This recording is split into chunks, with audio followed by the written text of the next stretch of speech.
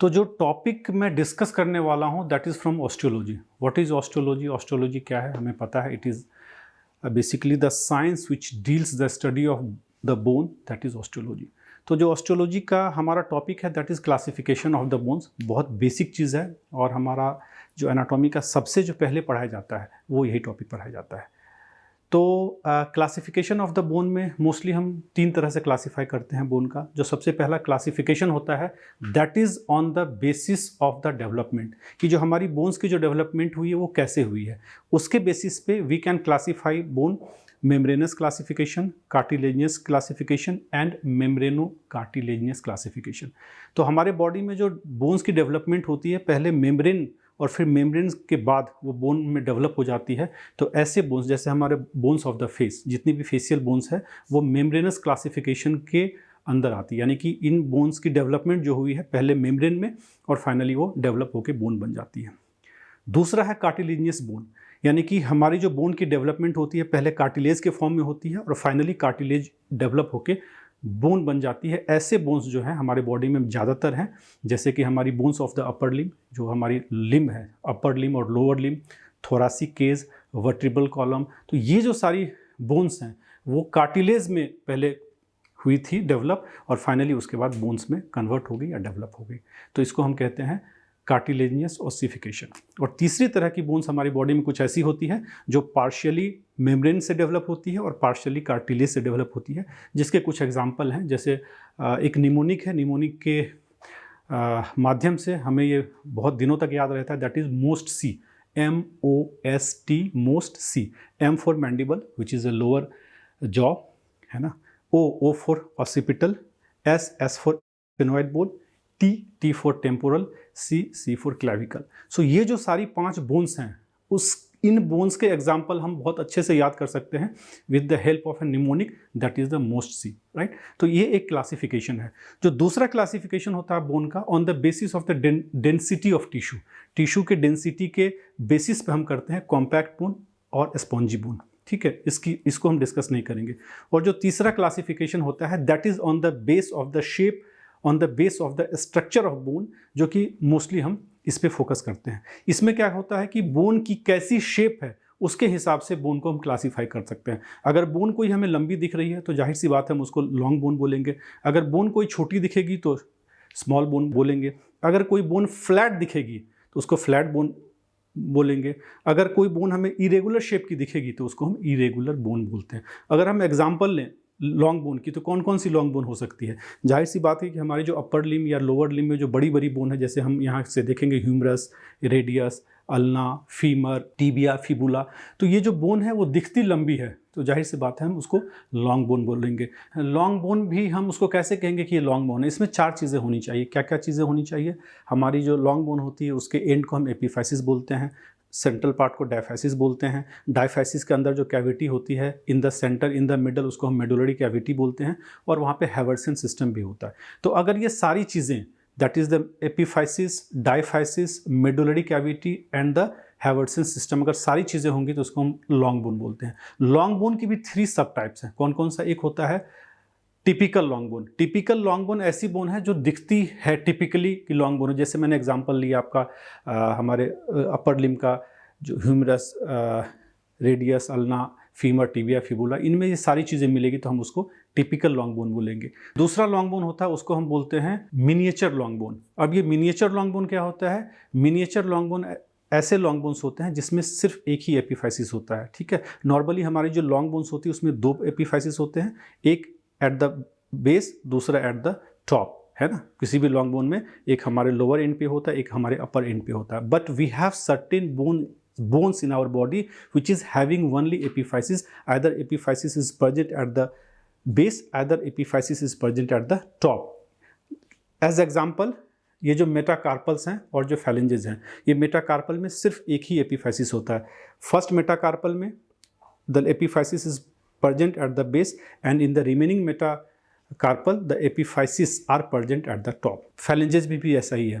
तो ये किस तरह के एग्जाम्पल हुए? These are the example of the miniature long bone.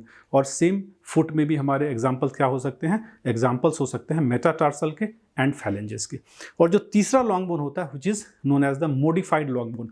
Modified long bone में क्या स्पेशलिटी है? स्पेशलिटी ये है कि there is no medullary cavity, वहाँ पे मेडुलरी कैविटी नहीं होता है। ऐसे लॉन्ग बोन को हम क्या बोलते हैं? Yes, modified long bone. And what is the example? The best example is the clavicle, है ना। क्लैविकल एक ऐसी लॉन्ग बोन हमारे बॉडी में विच इज प्लेस्ड हॉरिजॉन्टली। इसके अलावा जितनी भी लॉन्ग बोन्स हमारे बॉडी में है they are placed vertically, but clavicle is an exception कि हमारी लॉन्ग बोन तो है लेकिन कैसे प्लेस्ड है? ये हॉरिजॉन्टली हमारी प्लेस्ड है। और भी कई सारी चीज़ें हैं क्लैविकल के बारे में that we will not discuss here. Okay, तो ये तो हमारी बात हो गई लॉन्ग बोन की। अब अगर शॉर्ट बोन की बात करें तो शॉर्ट बोन कौन कौन सी हो सकती है? जो दिखने में शॉर्ट होती है, जैसे हमारे रिस्ट जॉइंट में कई सारी छोटी छोटी बोन्स होती है जिसको हम कार्पस बोन बोलते हैं, and this are the example of the short bone. अगर मैं फ्लैट बोन की बात करूं तो फ्लैट बोन कौन सी बोन होती है? जो दिखने में फ्लैट होती है, जैसे हमारी जो रिब्स है, स्टर्नम है, हमारा जो क्लैविकल है ना, it's acts like a shock absorber. तो ये जो सारी बोन्स है उसको हम क्या बोलेंगे? उसको हम बोलेंगे फ्लैट बोन। अब हम कहते हैं irregular bone. What is irregular bone? अगर उसकी शेप इरेगुलर हो, जैसे क्या एग्जांपल हम ले सकते हैं? Which you can see here, that is the hip bone, है ना, हिप बोन। सो हिप बोन की अगर आप शेप देखें, so this shape is irregular. तो ये चार चीजें हमें हमेशा याद रखती है, बहुत आसान है। बट दो एग्जाम्पल्स और हैं जो कि जनरली हम भूल जाते हैं। One is the sesamoid bone. What is sesamoid bone? Basically sesamoid bone हमारे बॉडी में कुछ बोनी नोड्यूल्स हैं which develop after birth in the tendon of the muscles, है ना, जो कि हमारे बर्थ के बाद डेवलप होती है, बर्थ के टाइम पे नहीं होती है। And the best example of the sesamoid bone, that is the largest sesamoid in our body, that is the patella, which is also known as the knee cap, जिसको कि हम नी कैप भी बोलते हैं। ये बेसिकली कब develop होती है? ये होती है at the age of 3 years, 3 साल के एज पे आफ्टर बर्थ ये बोन डेवलप होती है। इन द मसल ऑफ, किस टेंडन के में डेवलप होती है? There is a one muscle of the lower limb which is known as the quadriceps femoris. So quadriceps femoris के टेंडन में ये at the age of 3 years ये जो लार्जेस्ट सिसमॉइड बोन है जिसको हम पटेला बोलते हैं वो डेवलप होती है। ठीक है, it acts like a pulley, है ना, पुल्ली की तरह भी ये वर्क करता है, फ्रिक्शनलेस मूवमेंट हो सके हमारी मसल्स की, तो ये भी एक काम करता है। एक और चीज़ मैं स्पेशल चीज़ आपको बता दूं regarding the sesamoid bone, there is no periosteum. What is periosteum? ये क्या होता है? बोन्स के जो आउटरमोस्ट लेयर होता है उसको हम क्या बोलते हैं? पेरीओस्टियम। तो इसमें पेरीओस्टियम नहीं होता है। तो special thing about the sesamoid bone, number 1 it develop after birth, and the second thing always present in pair, हमेशा जोड़ों में रहेगा। क्योंकि अगर हमारा पटेला है तो हमारी जाहिर सी बात है दोनों पैर में पटेला होगा। ठीक है, और तीसरी चीज़ है कि it develop in the tendon of the muscle. ठीक है, ये 3 चीज़ें हैं।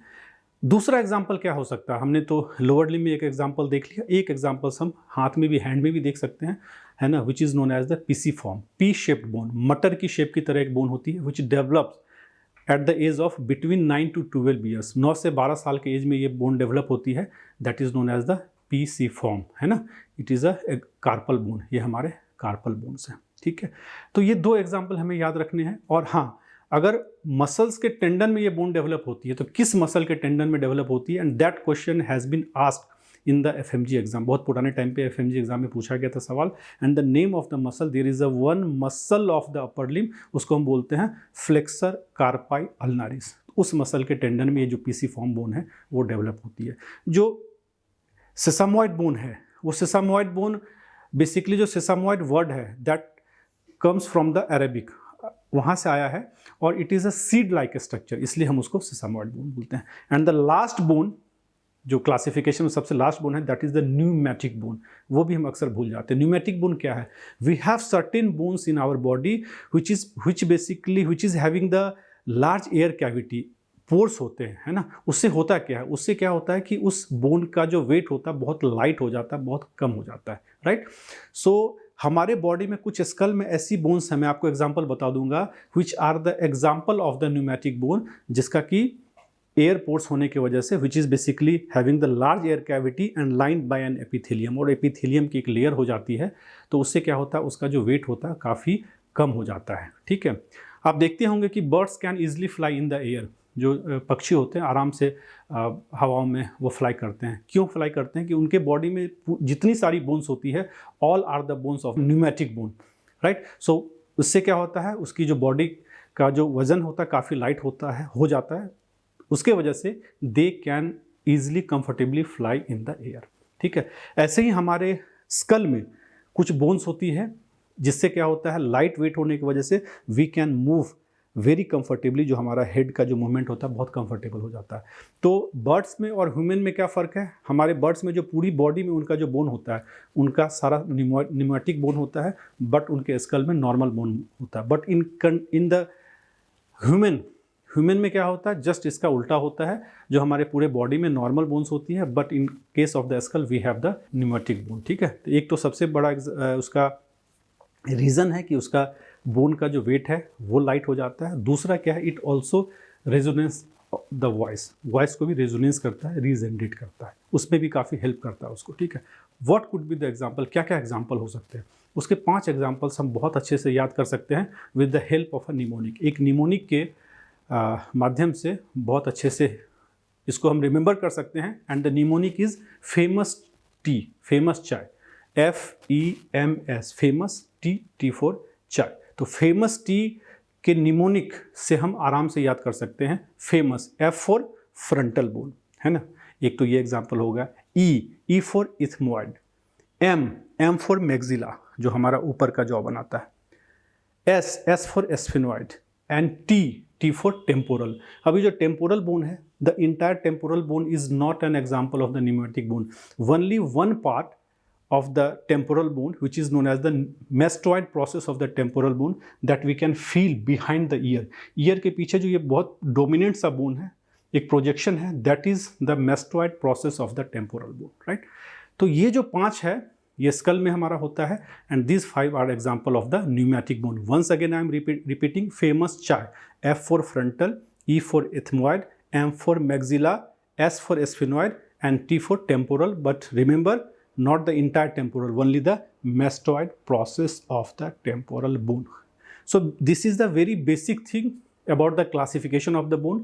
फर्स्ट ईयर में हम लोग शुरुआत में इस क्लासिफिकेशन को पढ़ते हैं, और मुझे लगा कि ये बहुत बेसिक चीज़ है, आज मैं डिस्कस करूं, तो आज मैंने आपके साथ डिस्कस किया है। और किसी वीडियो में और भी कुछ बेसिक चीज़ है ना, किसी और टॉप सब्जेक्ट से, किसी और टॉपिक से, वो मैं डिस्कस करूँगा। So thank you very much guys for watching this video. Thank you.